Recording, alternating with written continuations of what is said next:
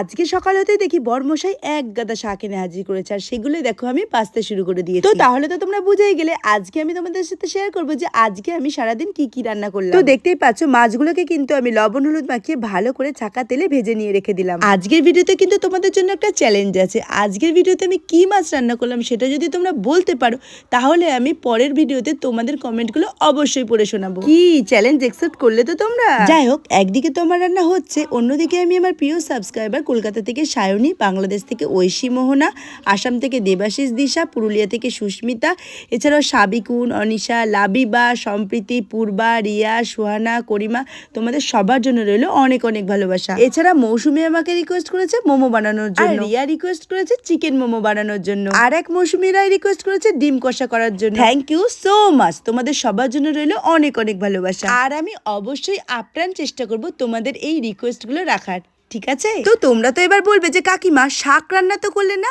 আসলে ওগুলো আমি বেছে রাখলাম, পরের দিন অবশ্যই করব। আর তোমাদের কার কি মাছ খেতে ভালো লাগে সেটা কিন্তু অবশ্যই জানিও।